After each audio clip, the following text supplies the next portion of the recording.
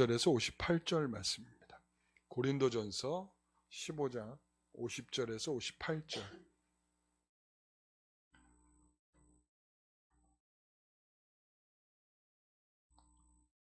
고린도전서 15장 50절에서 58절.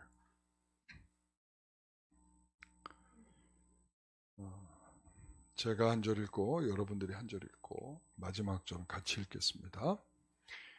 형제들아, 내가 이것을 말하노니 혈과 육은 하나님 나라를 이어받을 수 없고 또한 썩는 것은 썩지 아니하는 것을 유업으로 받지 못하느니라. 보라, 내가 너희에게 비밀을 말하노니 우리가 다 잠잘 것이 아니요 마지막 나팔의 순식간에 호련히 다 변화되리니 나팔 소리가 나매 죽은 자들이 썩지 아니할 것으로 다시 살아나고 우리도 변화되리라. 이 썩을 것이 반드시 썩지 아니할 것을 입겠고 이 죽을 것이 죽지 아니함을 입으리로다. 이 썩을 것이 썩지 아니함을 입고 이 죽을 것이 죽지 아니함을 입을 때에는 사망을 삼키고 이기리라고 기록된 말씀이 이루어지리라. 사망아, 너희의 승리가 어디 있느냐? 사망아, 내가 쏘는 것이 어디 있느냐? 사망이 쏘는 것은 죄요, 죄의 권능은 율법이라. 우리 주 예수 그리스도로 말미암아 우리에게 승리를 주시는 하나님께 감사하노니. 같이요. 그러므로 내 사랑하는 형제들아, 견실하며 흔들리지 말고 항상 주의 일에 더욱 힘쓰는 자들이 되라. 이는 너희 수고가 주 안에서 헛되지 않은 줄 알미라. 아멘.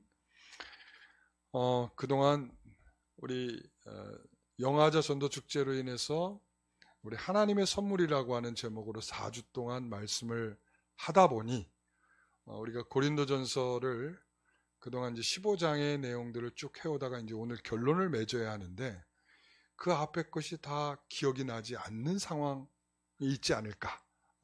여러분 어떻습니까? 맞죠? 네. 그래서 여러분들에게 다시 한번 기억을 환기시켜 드리고자, 왜냐하면 이 부활이 너무나 중요한 이야기고 또 이 중요한 이야기를 어떤 이야기와 어떠한 맥락 속에서 오늘 결론이 되는지에 대한 이해가 필요하기 때문에 이제 15장을 전체적으로 한번 내용을 다시 한번 살펴보도록 하겠습니다. 자, 15장 부활장 정리. 자, 첫 번째는 뭐냐면 이렇게 얘기했습니다. 그리스도의 부활은 역사적이다. 역사적이다.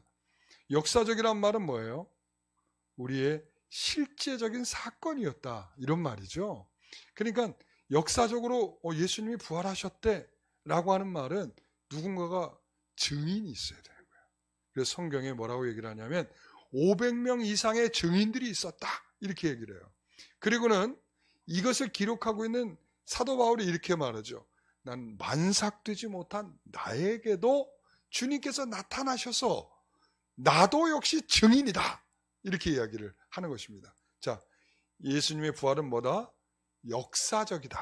역사적이다. 이런 거죠.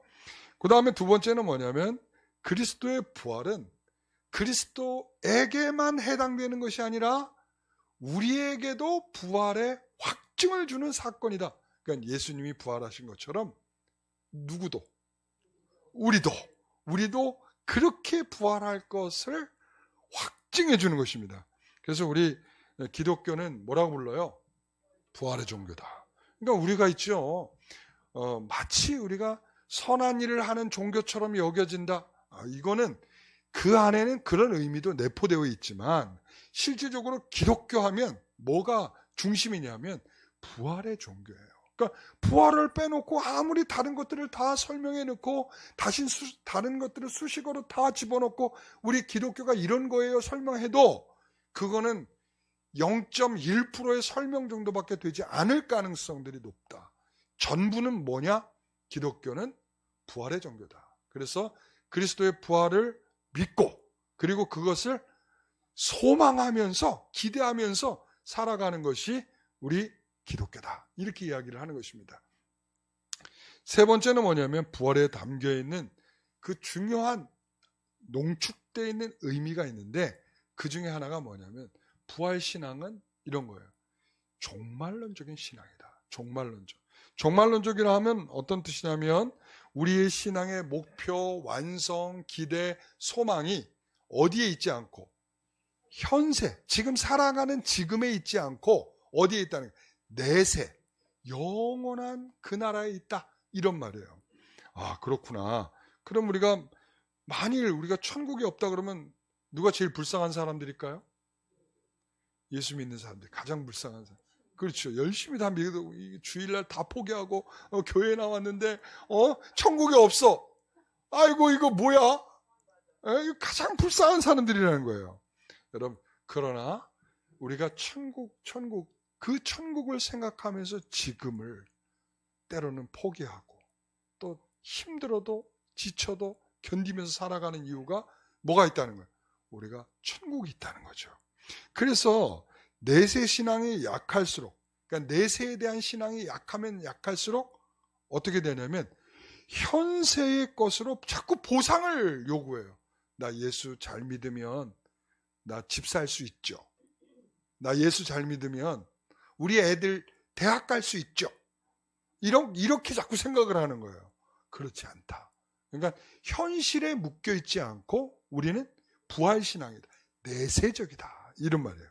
자, 그 다음에 부활신앙은 내세적인 신앙이다 라고 얘기를 할 때 사도 바울이 이렇게 표현했어요. 나는 날마다 죽는다. 이렇게 얘기했어요. 날마다 죽는다. 그러니까 이 말은 뭐예요? 나는 죽는 게 두렵지 않아요. 언제든지 죽음이 내게 찾아온다 할지라도 나는 지금 두렵지 않아요. 이런 이야기죠. 그리고 내가 이 세상을 살아가면서 내가 풀어가는 방식은 이 땅의 방식이 아니에요. 그래서 사람들이 하는 방식으로 싸우지 않겠어요. 그래서 우리가 대표적으로 잘 싸우는 것 중에 하나가 뭐예요? 내가 자존심이지, 자존심. 그러니까 나는 자존심 빼면 시체야. 그건 뭐예요? 나는 여전히 세상의 방식으로 싸우겠다. 이런 말이에요. 여러분, 우리는 모두 다 이제 자존심 없는 사람들이에요. 아시겠죠? 네? 부활신앙을 갖는 사람들은 자존심 내세우지 않는 사람들. 아시겠죠? 자, 그 다음에 다섯 번째는 뭐냐면 부활에 대한 두 가지 질문이 있었어요. 어떻게 살아나며 어떠한 몸으로 오는가? 이랬습니다. 어떻게 살아납니까? 이러면 이런 거죠. 우리가 어떻게 라고 하는 것은 방법적인 것인데 그것은 하나님께서 하신다는 거예요. 그러니까 하나님이 하시는 방식이기 때문에 우리가 내 노력으로 내가 부활한다 이렇게 얘기할 수가 없다는 거예요. 어떠한 몸으로 오는가? 씨 뿌리는 비유였죠. 씨 뿌리는 비유. 예, 씨 뿌리는 비유. 거기에는 어떤 뜻이 연속성과 불연속성이 있다고 그랬어요. 연속성이라는 건 뭐예요? 내가 심은 씨앗에서 뭐가 나요? 열매가 자라는 거죠. 그런데 불연속성이 뭐예요? 그 씨와 열매가 다르게 생겼다는 거야. 그렇죠. 그러니까 부활은 그렇다는 거야.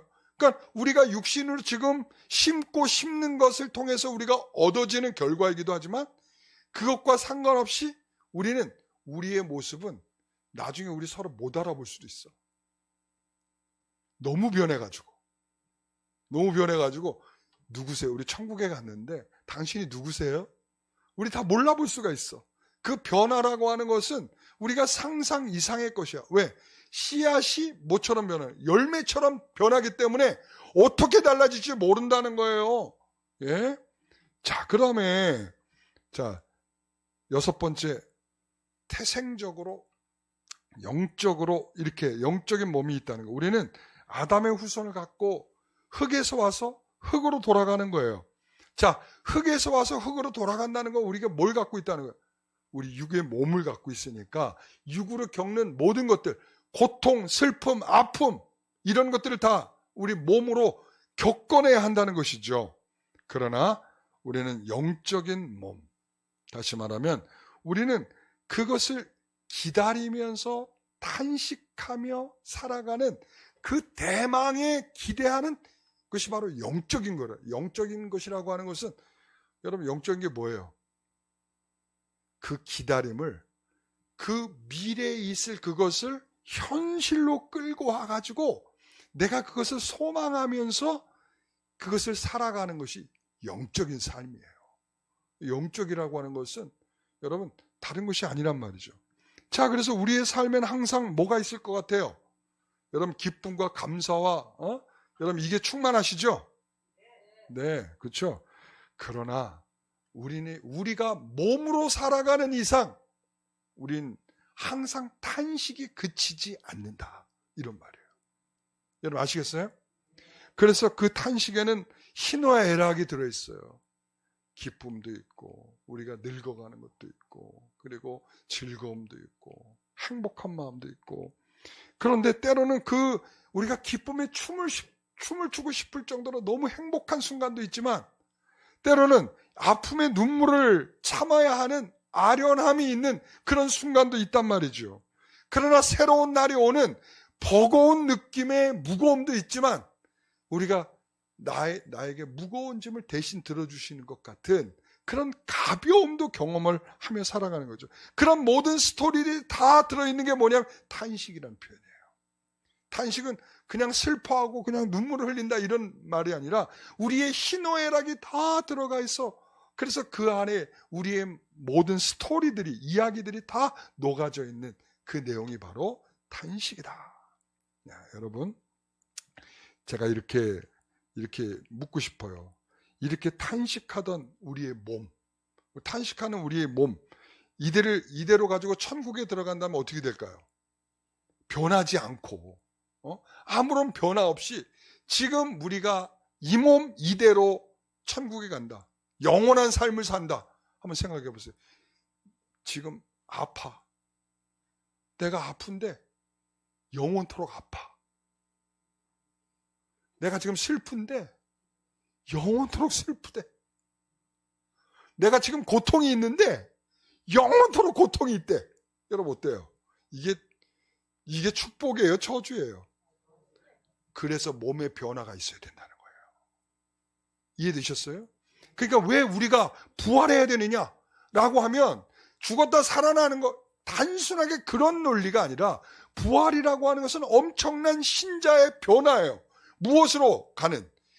하늘에 속한 자로서 그 하늘에 속한 삶을 살기에 가장 적합한 몸으로의 변화되는 것을 뭐라고 말하냐? 그것이 부활이다. 그래서 죽은 자가 일어나는 것도 부활이요, 산 자가 변화되는 것도 부활이다. 이렇게 말하는 거예요. 핵심이 그거예요. 여기서 고린도전서에 결론적으로 말하고 싶어하는 게 그거야. 왜 그런가 하면 이 고린도 교회에는 문제가 있어요. 육을 멸시하는 문제가 있다고 그랬죠. 육을 멸시해. 육 아무것도 아니야. 그러니까 아무렇게나 해도 돼. 죄를 지을 수 있어. 그리고 또 여기에는 또 영적인 교만이 있어. 영적인 교만. 그래서 신령한 은사를 갖고 막 지혜가 있고 지식이 있다 막 이러니까 우리는 완벽한 신앙인이야 이렇게 생각해요. 완벽해. 여러분, 우리가 가지고 있는 몸의 한계는, 탄식한다는 말은 뭘 의미하는 거냐면 우리는 우리의 몸을 가지고는 완벽한 신앙인으로 살아갈 수가 없다는 거예요. 그게 태생적으로 아니겠어요? 태생적으로 우리는 태생적으로 흙으로 빚어져 있는 죄에 대해서 연약하고 민감하고 약해져 있어서 우리는 태생적으로 거기에 죄를 지을 수밖에 없는 그러한 몸이란 말이죠. 자, 그렇기 때문에 우리의 탄식이 그칠 엄청난 변화가 있어야 된다. 그래서 우리의 몸이 하나님 나라에 들어가려면 뭐가 있어야 된다? 변화가 있어야 된다. 할렐루야. 네. 뭐가 있어야 된다? 변화가 있어야 된다. 자, 50절 51절 말씀 다 같이 읽어보겠습니다. 형제들아, 내가 이것을 말하노니 혈과 육은 하나님의 나라를 이어받. 자, 이 말이에요. 혈과 육은 하나님의 나라를 이어받을 수가 없다. 지금의 몸으로는 썩을 몸을 가지고는 썩지 아니할 것을 받을 수 없다. 이런 말이에요. 51절. 자, 51절. 자, 보라, 내가 너에게 비밀을 말하노니 우리가 다 잠잘 것이 아니요 마지막 나팔 순식간에 호련히 다 뭐한다? 자, 변한다. 이렇게 얘기하고 있어요. 여러분, 그래서 우리 지금의 몸으로는 하나님 나라에 들어갈 수가 없어요. 이 변화라고 하는 것은 뭐냐면 하나님 나라에 적합한 몸, 신령한 몸이 되는 것이죠. 그러니까 거룩한 몸, 이 거룩한 영혼이 되는 것이 바로 부활이란 말이에요.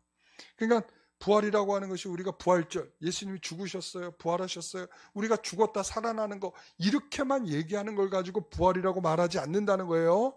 아시겠죠? 하나님 나라에 적합한 몸으로 변화를 입는 것이 뭐다? 부활이다. 자, 다시 외워. 하나님 나라에 적합한 몸으로 변화를 입는 게 뭐다? 부활이다. 아이고, 우리 정말 착한 학생들이에요. 너무 잘하고 있어요. 예. 자, 그러면 그 부활은 언제 일어납니까? 언제 일어나죠? 자, 나팔 소리가 나야 몸의 변화가 이루어진다. 이렇게 얘기하고 있어요. 52절. 나팔 소리가 나면 죽은 자들이 썩지 아니할 것으로 다시 살아나고 우리도 변화되리라. 이랬습니다. 그러니까 나팔 소리가 나야 뭔다? 우리도 변화된다. 이거죠. 그러니까 나팔 소리가 나기 전까지는 우리는 뭐다? 우리는 그냥 몸이다. 변화되지 않은 몸이다. 네, 이런 거죠. 여러분, 이것은 죽은 자는 죽음으로부터의 부활이지만 살아있는 자는 살아있는 자로부터의 부활의 변화가 있는 것입니다. 나팔 소리가 나야 된다는 거예요. 나팔 소리가 난다는 건 뭐예요? 주님께서 십자가에서 죽으시고 부활하셨어요. 그리고 하나님의 나라로 가셨어요. 그죠? 하나님 보좌 우편에 앉으셨어요. 그리고 통치하고 다스리고 계셔. 그리고 나서 우리 약속하셨어요. 너희가 본대로 뭐한다? 다시 온다고 약속. 다시 오신다. 그래서 다시 오신다라고 해서 재림이에요. 재림. 다시 임재하신다 이런 말이죠. 그래서 이 나팔을 불 때 이루어지는 일이 뭐냐면 재림이 이루어지는 거예요. 예수님이 다시 오신다 이런 말이죠. 그러니까 예수님께서 다시 오실 때 그 일이 일어난다는 게 핵심이에요. 하나님에 들어가려면 죽은 자는 살아나야 할 것이고 살아있는 자는 변화를 입어야 할 것이고 이게 바로 나팔 소리가 나면 일어나는 일이란 말이죠. 여기서 오해의 요소가 있다는 것이죠. 오해의 요소.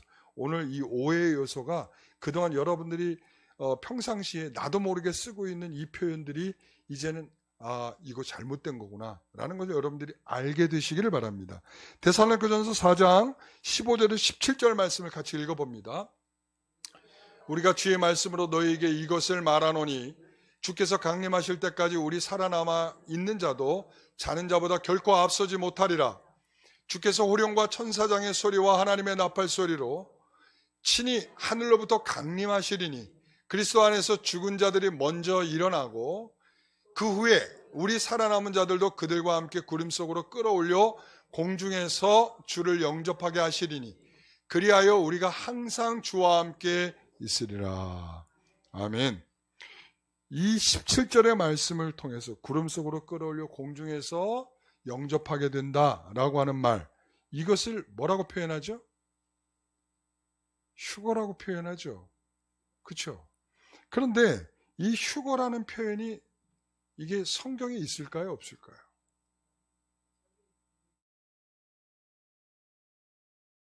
네. 예, 이 휴거라고 하는 것은 실제적으로 성경적인 표현이 아니에요. 여기서는 정확하게 어떤 표현이냐면 승천이라고 하는 표현이 나와요. 승천이라고. 승천. 그러니까 이 승천이라고 하는 것은 뭐냐면 이런 거예요. 원래 이 휴거라고 하는 말이 언제부터 쓰여졌냐면 19세기부터 쓰여졌어요. 19세기. 이 19세기에 미국에서 이 세대주의 전천연설, 그러니까 그런 게 있어요. 그러니까 세대주의 전천연설은 시대적인 구분을 나누면서 이 천년왕국이 이루기 전에 예수님의 뭐가 왔냐면 예수님의 임재, 재림이 일어난다. 이런 뜻이에요. 전천년. 그러니까 천년이 있기 전에 뭐가 일어난다? 예수님의 재림이 있다. 이런 말이에요. 이 여기에서의 그들의 이것은 뭐냐면 이렇게 해서 휴거가 이 말씀을 근거해서 휴거가 일어나면 하늘로 신자들이 살아있는 신자들이 하늘로 끌어올려져 간다는 거야. 끌어올려져 가면 어떤 일이 벌어질까요? 자, 그러면 이제 7년 대환란이 시작된다는 거야. 그러니까 이 신실한 성도들은 대환란을 겪지 않고 조금 찌질한 성도들, 그러니까 신앙생활 하는 둥 마는 둥 하는 성도들은 어떻게 대환란 속에서 너희들 마지막까지 살아남나 못 살아남나 보자 이렇게 된다는 거죠. 그러다가 대환란이 끝나고 나면 이제 아마겟돈 전쟁이 일어나면서 이제 승리하게 되고 천년왕국이 천년왕국이 천년 동안 일어난다는 거야. 그리고 천년왕국이 끝나면 사탄과 사탄을 따르는 자들이 잠깐 노임을 받았다가 그들이 이제 지옥 무저갱에 떨어지게 된다. 그리고는 이제 성도들은 하나님의 나라에서 영원토록 즐겁게 산다는 말이죠. 자, 이게 그들의 핵심이에요. 근데 중요한 건 뭐냐면 요한계시록의 내용을 봐도 이렇지가 않다는 거죠. 왜 그런가 하면 이 천국에 들어가는 자들은 어떤 사람들은 계속 연거푸 나오는 표현 중에 하나가 뭐냐, 주 그리스도를 따르는 자, 어린 양을 따르는 자들이에요. 그러니까 어린 양이 어디를 가든지 따라가는 자들이 성도들이란 말이야. 그러니까 고난의 자리로 주님께서 가시면 고난의 자리로 함께 따라가는 거고, 환난의 자리로 가면 환난의 자리로 따라가고, 그러니까 환난을 면하기 위해서 우리가 신실한 성도가 되는 것이 아니고, 신실한 성도는 주님이 어디를 가시든지 주님을 따라가는 자가 뭐라고요? 신자다. 그래서 그 승리의 자리에 있게 되는 자들은 어린 양이신 예수 그리스도가 서 계시고 그 곁에 항상 있는 자들이야. 아시겠어요? 그래서 우리가 여기에서 그들이 말하는 것처럼 7년 대환란, 휴거를 통해서 뭘 면해요? 7년 대환란을 면한다. 이런 자체가 지금 이게 굉장히 문제가 있는 표현이다. 이런 거죠. 자, 그리고는 중요한 건 뭐냐면 휴거라는 표현이 성경에 없다. 이런 거죠. 자, 그렇다면 그럼 그 말이 무슨 말인가요? 라고 얘기할 수가 있죠. 자, 구름 속으로 끌어올려졌다라고 하는 것 무슨 말이겠어요? 여기서 말하려고 하는 것은 이거예요. 죽은 자들이 일어나는 것과 그리고 살아있는 자들이 공중에서 구름 속에 끌어올려지는 것이 동일한 의미로서 이해가 될 수 있다라는 말이에요. 다시 말하면 죽은 자의 부활이 있고 산 자의 부활이 있다. 즉 그 말을 말하고 싶은 거야. 여기서 휴거를 말하려고 하는 것이 아니고, 그러니까 여기서 우리가 이 구름 속으로 끌어올려진다라고 하는 것은 이런 의미가 있는 거야. 자, 보세요. 자, 마태복음 26장 64절에 보면 이렇게 표현해. 이후에 인자가 권능의 우편에 앉아 있는 것과 하늘 구름을 타고 오는 것을 너희가 보리라. 이렇게 얘기했고요. 그 다음에 예수님이 승천하실 때 사도행전 1장 9절에 이렇게 말해요. 구름이 저를 가려 보이지 않게 하더라. 자, 이 구름이 어떤 구름일까요? 이 구름이 어떤 구름이에요? 예수님께서 뭘 타고 온다고? 자, 재림하실 때 예수님께서 다시 재림할 때 구름을 타. 우리 예수님이 손오공이신가요? 네?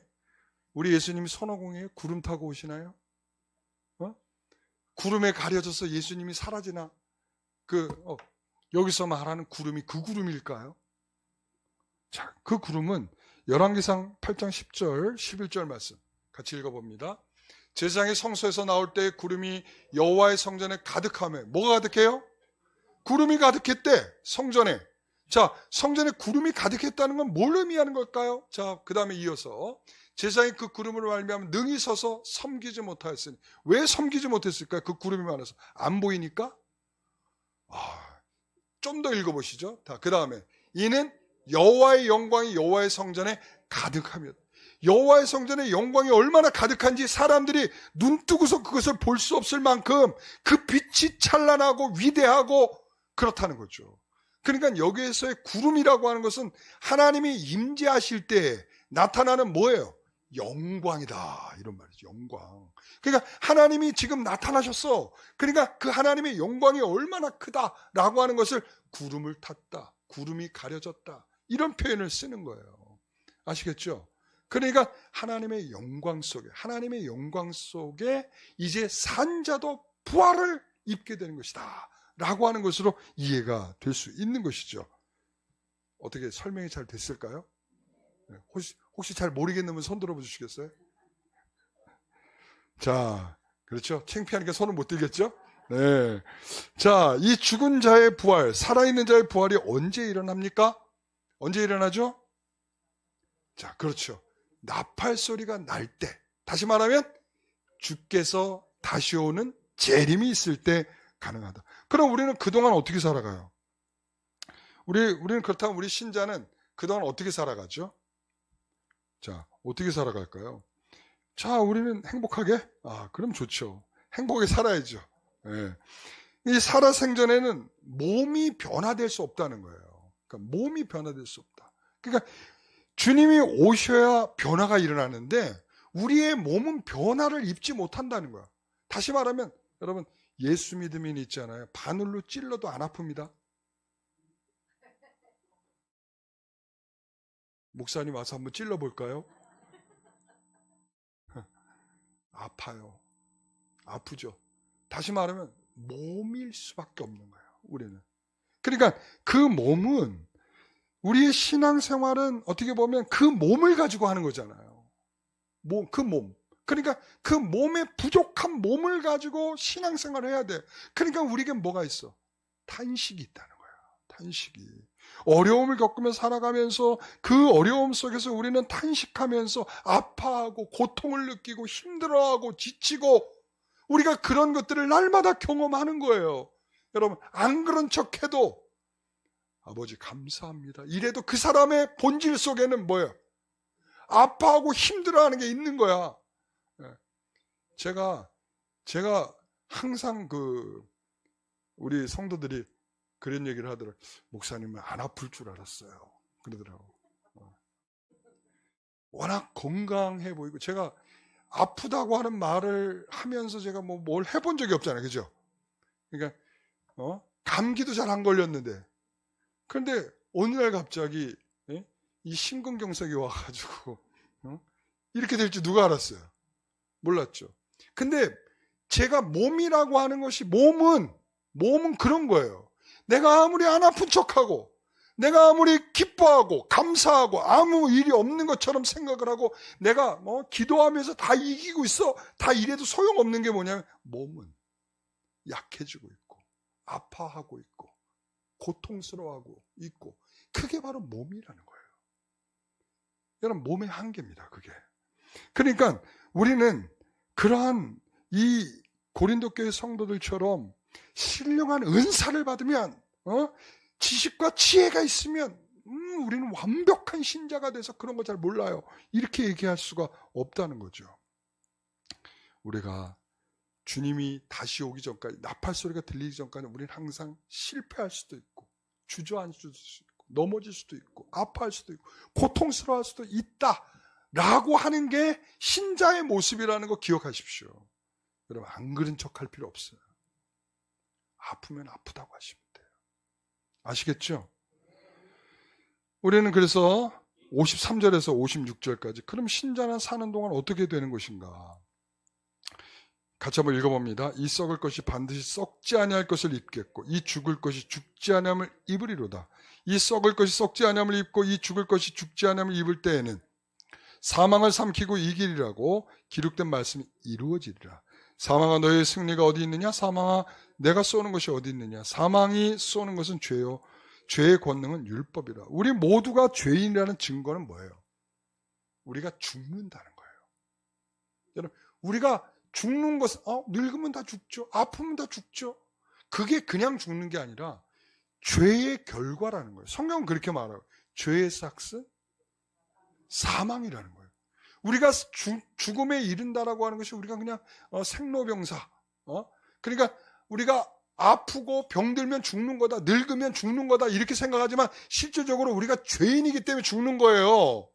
여러분 그러니까 그 사망은 죄를 쏘고 이렇게 얘기해서 죄를 쏜다는 거예요. 그러니까 이 사망은 죄인을 향하여 쏴서 뭐에 근거해서 율법에 근거해서 너는 죄인이야 라고 사망이 쏘는 거예요.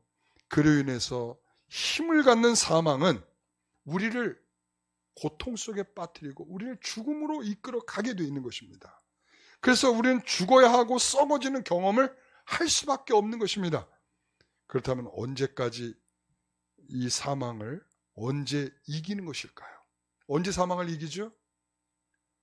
그렇죠. 나팔 소리가 들릴 때까지. 자, 그렇습니다.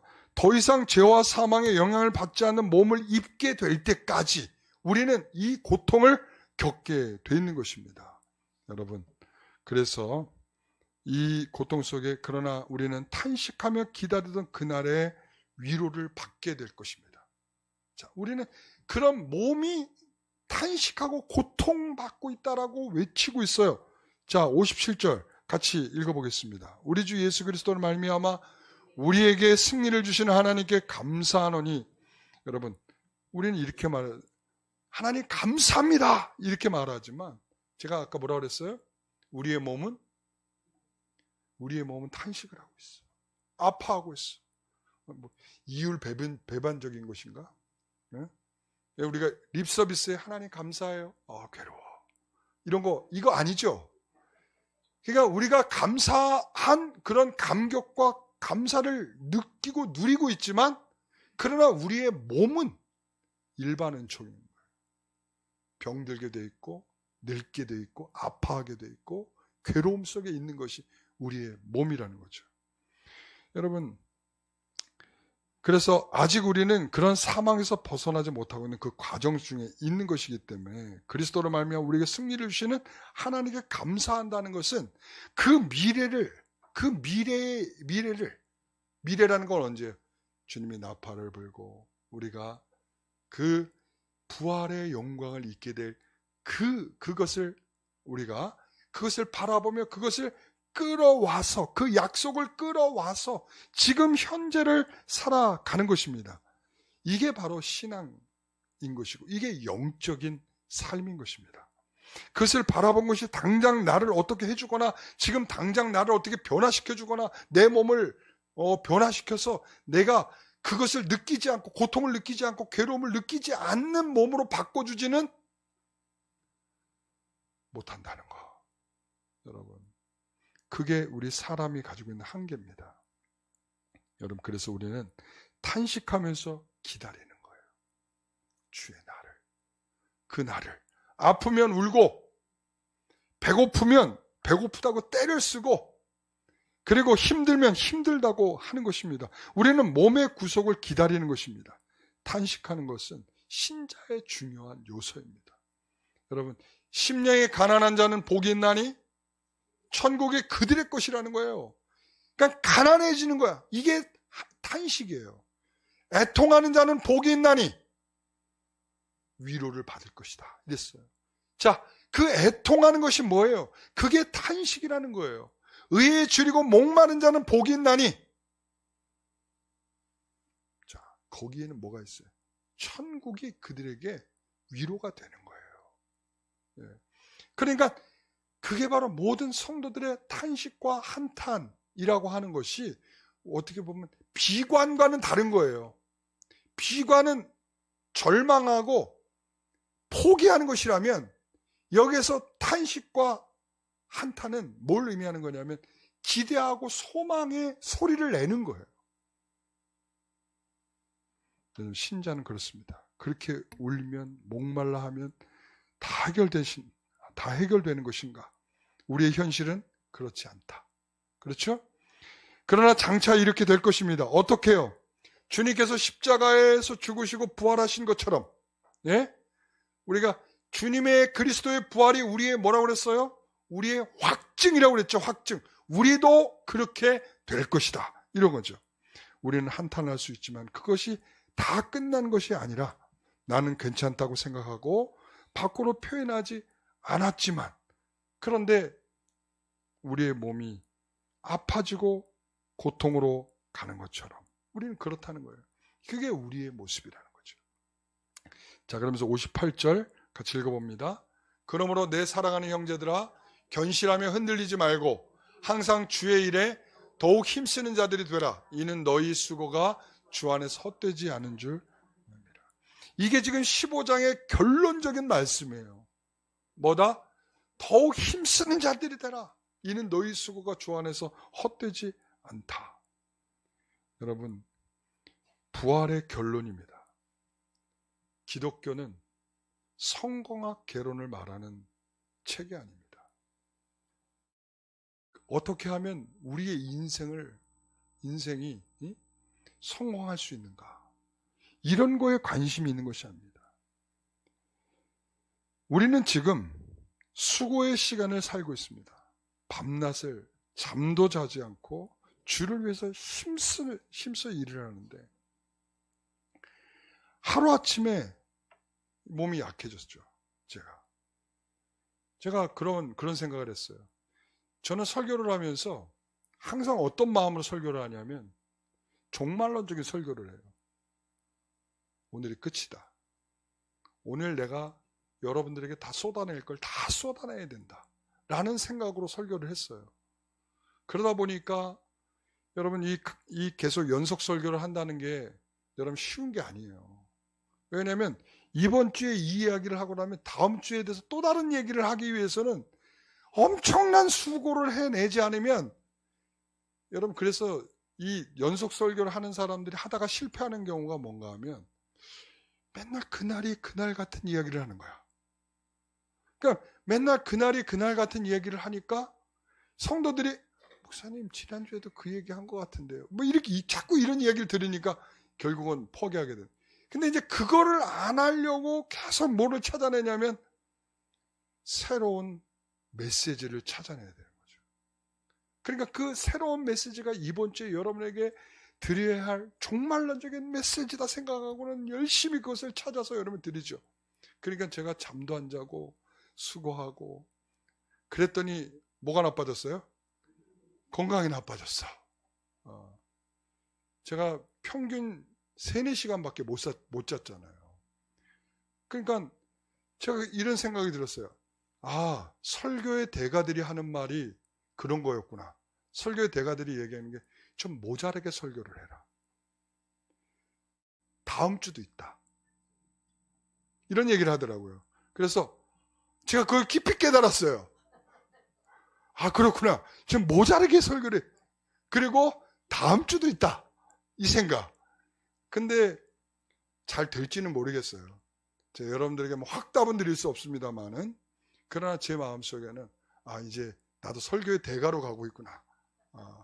그런 생각을 하게 되죠. 여러분 오늘 그러한 가운데에서 하나님께서 제게 너의 수고가 헛수고가 아니다 라는 말씀을 주시는 것 같아요.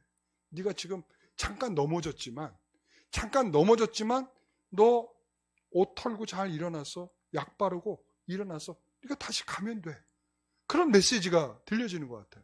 내 수고가 헛되지 않다라는 말이죠. 여러분 오늘 바울의 격려는 이거예요. 가다가 넘어지면 넘어지라는 거예요. 여러분 안 넘어지려고 막 하다 보면 어떤 일이 벌어지냐면 여러분 그냥 넘어지면은 그냥 까지고 말 일을 그냥 조금 상처나고 말 일인데 안 넘어지려고 버티다가 넘어지면 어떻게 될까요? 부러지는 거야. 여러분 부러지면 앰뷸런스 타고 이제 내려와야 돼. 그냥 넘어지려고 할 땐 넘어져야 돼요. 그러면 상처 약 바르고서 그냥 옷 털고 일어나면 다시 가면 되는 거야. 그러니까 이렇게 격려하는 거죠. 내가 넘어질 땐 넘어지라는 거예요. 내가 넘어졌다 해서 다시 출발선으로 가는 것이 아니야. 다시 처음 순간으로 가는 게 아니야. 넘어진 자리에 다시 털고 일어나서 가던 길을 가면 돼. 지금 우리에게 부활신앙의 결론적인 메시지가 이거라는 거예요. 아, 그렇구나. 네가 네 몸으로 겪어야 될 아픔과 고통과 힘듦과 지침과 어려움과 그 모든 수고로움 속에서 우리에게 주는 결론은 너 포기는 하지 마. 넘어질 수 있어. 넘어질 때 그냥 팍 넘어져. 그리고 넘어졌다가 일어날 때는 잘 털고 그 자리부터 다시 출발하면 되는 거야. 여러분 그게 우리들의 인생이라는 거죠. 여러분 부활의 영광의 그날은 우리가 탄식하던 기다리던 그날의 위로를 받는다는 게 바로 그거예요. 너 힘들었지? 그때 넘어지느라고 얼마나 힘들었니? 얼마나 아팠니? 얼마나 괴로웠니? 우리의 어깨를 두들겨주면서 그래, 그래도 여기 끝까지 잘 왔다 라고 칭찬해 주시는 은혜가 있을 것입니다. 여러분 양화진에 가면요 기독교 기념관이 있습니다.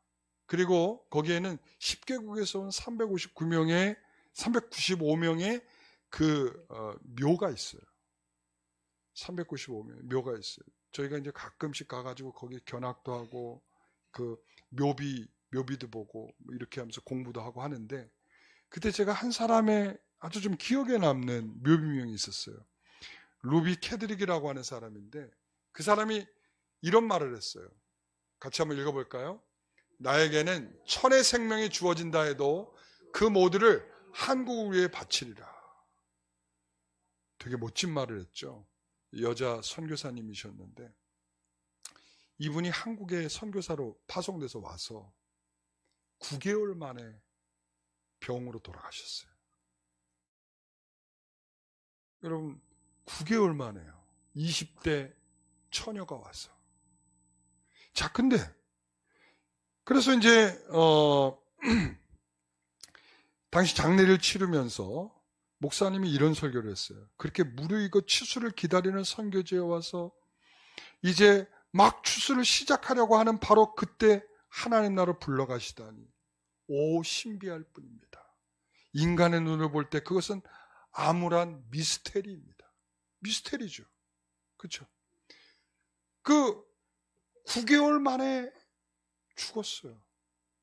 뭐 해보지도 못했어요. 누구든 얘기하겠죠. 넌 헛수고를 했다. 한국까지 와가지고는 9개월 만에 죽었으니 넌 헛수고야. 이렇게 얘기할 수 있죠. 그러나 너의 수고가 헛되지 않는다라는 말이에요. 자, 그로 인해서 그 나라에서 한국의 선교지로 가야겠다는 움직임들이 활발하게 일어나게 됐어요. 그의 수고가 헛되지 않았다는 거죠. 하나님께서 그것을 보여주는 거죠. 우리는 9개월 만에 그렇게 됐으니 뭐야? 하나님은 도대체 살아계신 거야? 뭐야? 선교지에 저렇게 와가지고 뭔가 해보겠다고 왔는데 복음은커녕 뭐 하나 해보지도 못하고 저렇게 죽었어. 근데 그녀가 했던 말이죠. 나에게 천의 생명이 주어진다고 해도, 죽기 전에 했던 말인 거예요. 나에게 천의 생명이 주어진다고 해도 나는 내 모두를 한국을 위해서 바치겠다. 엄청난 내용이죠. 그러나 우리는 이렇게까지 말하지 못하죠. 우리는 이렇게 멋있게 말하지 못하잖아요. 그렇죠? 아파 죽겠어요. 괴로워요. 힘들어요. 우리 이렇게밖에 못하잖아요. 우리는 멋있는 문장으로 못한다 할지라도 우리들의 비명과 우리들의 이런 탄식 속에는 우리 하나님께서 그래, 또 수고한다. 내 수고가 헛되지 않는다. 바로 우리가 변화의 그때 주어질 그 영광스러운 메시지가 바로 그거라는 거예요. 뭐예요? 내 수고가 헛되지 않았다. 이거예요. 여러분, 저는 이게 저에게 굉장히 큰 마음의 은혜로 다가왔어요. 내 수고가 헛되지 않았다. 여러분, 옆에 사람에게 한번 이야기해 보시겠어요? 내 수고가 헛되지 않았다. 예. 아무것도 하지 않으면 아무 일도 일어나지 않는 거예요. 그러나 내 수고 속에는 헛되지 않음이 있다라는 말씀이죠. 오늘 이 자리에 있는 모든 성도들에게 그런 은혜가 있기를, 내 수고가 헛되지 않았다라는 위로의 메시지가 우리가 천국 가서 다시 나팔 소리가 들려지는 그 순간에 이르기까지 우리에게 큰 위로가 되기를 간절히 소망합니다. 기도하겠습니다. 하나님 아버지, 우리는 선교사의 고백처럼 그렇게 멋있고 실력 있는 고백을 하지 못한다 할지라도 그 미스테리를 겪으며 아파하고 슬퍼하며 의심하고 확인하고 디뎌보고 우리는 그렇게밖에 할 수 없는 우리들의 삶이라 할지라도 우리가 몸으로 겪어내야 할 모든 것이 우리가 탄식이 되어 다시 한번 주님 앞에 기도하며 새로운 인생을 향하여 걸어가는 참된 믿음의 성도들이 되기를 소원합니다. 아파하다가 우리들의 결론은 하나님 나를 돌아봐 주시옵소서. 내가 힘들어하다가 하나님 나의 무겁고 짐진 것을 들어주시옵소서. 내가 고통의 눈물을 흘리다가도 주여 내 눈물을 닦아주시옵소서. 이와 같이 주님 앞에 기도하는 우리들의 모든 모습들 속으로 우리를 이끌어 주시기를 간절히 소망하며 주님 앞에 기도할 때 예수님의 이름으로 기도하옵나이다. 아멘.